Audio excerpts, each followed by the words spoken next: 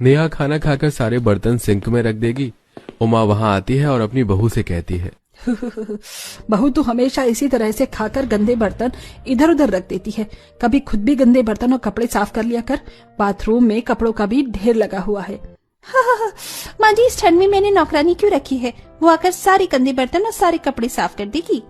इतराती हुई नेहा वहां से चली जाती है और कुछ देर बाद उसकी नौकरानी गंगूबाई आती है और नेहा उमा से कहती है, मालकिन माफ करना, पर मैं काम नहीं कर सकती। गांव में मेरी सास अस्पताल में भर्ती है। वो जिंदगी और मौत से लड़ रही है। मेरा हिसाब कर दो। क्या इस ठंड में तुम्हारा हिसाब कर दो?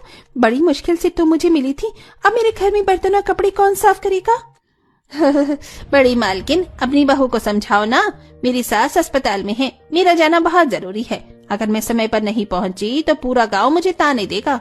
बहू बेचारे को जाने दे।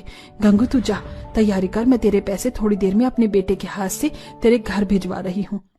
उमा गंगू को जाने की इजाजत दे देती है, पर यह खबर सुनकर मानो जैसे नेहा के होश उड़ जाते हैं और उसे कुछ समझ नहीं आता कि वो इस ठंड में अब क्या करे। यही सोचते हुए नेहा घर से बाहर जाती है और देखती है कि उसकी भाभी बाहर धूप में बैठकर कपड़े धो रही है और बर्तन भी रखे हैं। अरे भाभी तो कपड़े और बर्तन धो रही है। एक काम करती हूँ, मशीन से कुछ कपड़े लाकर भाभी को ही दे देती हूँ। अपनी भाभी को बर्तन और कपड़े धोते देख जल्दी से नेहा अंदर जाती है और थोड़े से बर्तन और कपड़े टोकरी में रखकर बाहर लाती है और अपनी भाभी को देते हुए कहती है, भाभी मेरी तबीयत ठीक नहीं है और आप तो जानती है ना कि सर्दियों में ठंडे पानी में काम करने पर मेरी तबीयत खराब हो जाती है। मेरी नौकरानी आज छुट्टी पर है, बस एक दिन की बात है। मेरे भी थोड़े बर्तन और कपड़े साफ कर दो ना। एक गली में अगर ननंद भाभी का घर हो तो यही होता है। भाभी आपने बताया नहीं, लाकर रख दो कपड़े और बर्तन, धो दोगी ना आप? हाँ, क्यों नहीं, बस एक ही दिन की तो बात है। रेशमा नेहा को मना नहीं कर पाती और नेहा सारे गंदे बर्तन कपड़े अपनी भाभी को दे देती और रेशमा मुंह बनाकर अपने ससुराल के साथ साथ अपनी नंद के ससुराल वालों के भी गंदे बर्तन और कपड़े धोती है। अब इसी तरह अगले दिन नेहा अपने हाथों में नेल एक्सटेंशन करवा कर आती है और घर के सारे गंदे कपड़े और बर्तन अपनी भाभी के पास लाकर रख देती है। माँ, मैंने कल रात को ही नेल एक्सटेंशन करवाए हैं। अगर मैं बर्तन कपड़े धोऊंगी तो मेरे नाखून खराब हो जाएंगे। आप भाभी से कहे तो ना कि वो मेरे ससुराल में भी बर्तन और कपड़े भी धो दे। हाँ बेटी, क्यों नहीं। रेशमा बहू। हाँ माँ जी, क्या हुआ? आपने बुलाया? मैं बर्तन साफ कर रही थी। जल्दी बोलो, बहुत ठंड लग रही है। रेशमा बहू, मेरी बेटी ने कल रात को ही नेल एक्सटेंशन करवाए हैं। वो बर्तन और कपड़े नहीं धो पाएगी। अब तू जब बर्तन और कपड़े धो ही रही है तो अपनी ननंद के ससुराल वालों के भी धो दे। पर क्यों? ननंद जी के घर में तो नौकरानी रखी हुई है और मैंने कल भी इनके बर्तन कपड़े धोए थे। हाँ भाभी, बस आज के लिए कह रही हूँ, मेरे नाखून खराब न हो जाए, वो भी इसलिए। माँ समझाओ ना भाभी को। बहू, बस आज के लिए धो दे। एक दो दिन बाद नौकरानी आ ही जाएगी मेरी बेटी की। इतना बोलकर आशा अपनी बेटी के ससुराल के सारे गंदे बर्तन और कपड़े अपनी बहू को दे देती है। अब बेचारी रेशमा पहले नंद के ससुराल के बर्तन धोती, फिर बाथरूम में जाकर उसके ढेर सारे कपड़े धोती और ये सब धोते हुए कुड़कुड़ करके अपनी भड़ास निकालती। एक दिन बोलकर 2 दिनों से ननंद जी अपने ससुराल के बर्तन कपड़े मुझसे ही धुलवा रही हैं। अब अपने ससुराल के और ननंद के ससुराल के सारे गंदे बर्तन कपड़े मैं ही धोऊं। इस तरह रेशमा कपड़ों पर अपना गुस्सा निकालकर उन्हें पटक पटक कर धोती है और नेहा आए दिन कोई न कोई बहाना बनाकर अपनी भाभी से अपने ससुराल के सारे गंदे बर्तन और कपड़े साफ करवाती है। समय यूं ही गुजरता है और एक दिन तुम्हारी वो चुड़ैल बहन ठंड में मुझसे अपने ससुराल के गंदे कपड़े और बर्तन साफ करवा रही है और तुम्हारी माँ मेरे मुंह पर बोलती है, ननंद की ससुराल के गंदे कपड़े बर्तन तो बहू ही धोएगी। अब तुम ही बताओ, ये कहाँ का इंसाफ है? इसलिए आज तो मुझे बाहर डिनर पर ले जाओ। मैं घर में कोई काम नहीं करने वाली। जब इस ठंड में तुम्हारी माँ खुद बर्तन और कपड़े साफ करेगी ना, तब उन्हें समझ में आएगा। अरे तुम सास बहू और नंद की लड़ाई में बेचारे हम पति पिस जाते हैं। अब चलो जल्दी से, अगर आज बाहर नहीं लेकर गया तो तुम घर में महाभारत छेड़ दोगी। रेशमा काम से बचने के लिए अपने पति के साथ डिनर पर चली जाती है। पर जब वो रात को घर आती है तो किचन में देखती है कि न सिर्फ उसके घर के गंदे बर्तन रखे हैं बल्कि उसकी नंद के भी घर के गंदे बर्तन रखे हैं। इतने सारे बर्तन। माँ जी सच सच बताना, आपकी बेटी के ससुराल के भी बर्तन है ना यहाँ? मैं नहीं धोने वाली उसके ससुराल के बर्तन। अपनी बेटी को खुद बोलो इस ठंड में अपने गंदे बर्तन कपड़े खुद साफ करे। बहुत चार ही तो बर्तन है, अगर अपने ससुराल के साथ साथ अपनी ननंद के ससुराल के भी गंदे बर्तन कपड़े साफ कर देगी तो तेरा क्या बिगड़ जाएगा? आखिर वो तेरी ननंद है और तू इस घर की बहू।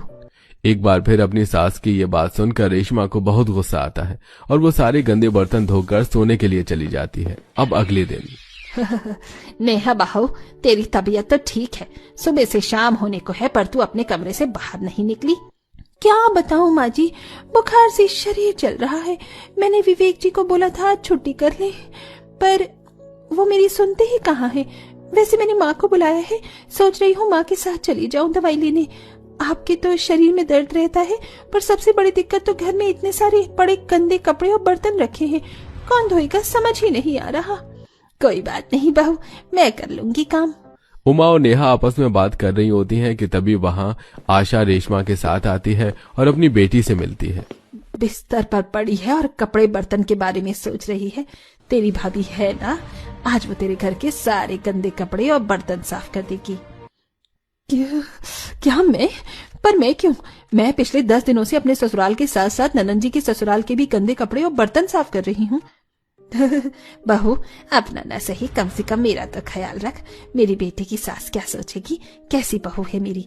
ज्यादा मुंह मत बना, एक टाइम के ही कपड़े और बर्तन धोने हैं, यहीं पर खड़ी होकर धो ले। और चंदन जी, आपको इस उम्र में काम करने की जरूरत नहीं है, मेरी बहू है ना, अपनी ननंद के ससुराल वालों के कपड़े और बर्तन धोने के लिए। इस तरह एक बार फिर नेहा आराम करती है और बेचारी रेशमा उसके घर आकर उसके ससुराल वालों के गंदे बर्तन और कपड़े धोती है और घर जाकर फिर अपने ससुराल का काम खत्म करती है।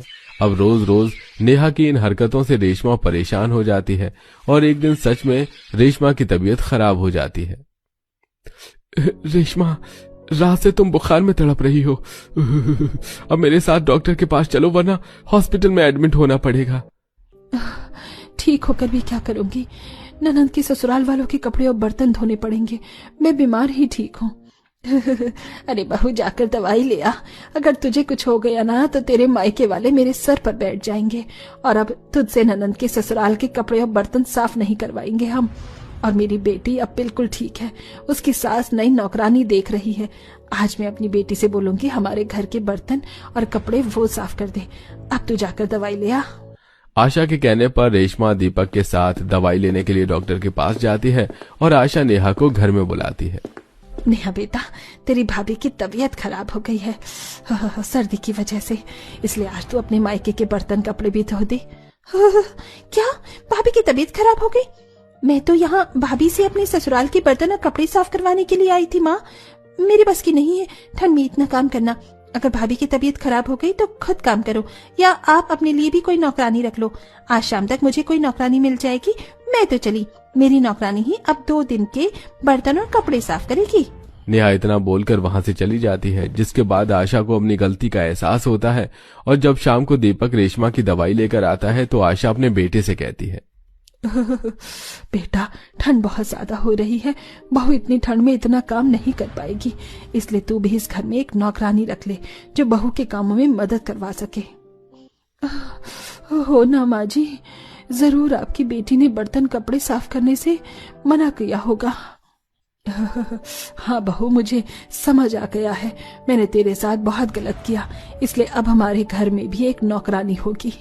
इस तरह अब आशा भी अपने घर में नेहा के घर की तरह एक नौकरानी रखवा लेती है और बहू बेटी दोनों के घर में नौकरानी आकर इस ठंड में बर्तन और कपड़े साफ करने का काम करती है।